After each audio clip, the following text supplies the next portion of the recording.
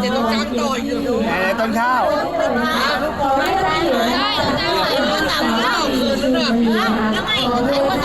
ขายไปคือข้อกันนะขายไปคือข้อกันเลยพี่มีไม้ขอตัวเด็กแม่ไปเนี่ยไปจุงเลี้ยงอยากเลี้ยงมากเลย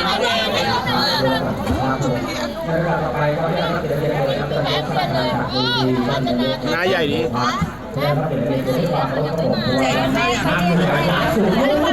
ตู้หนองต้นข้าวก็จะบ๊ายบาย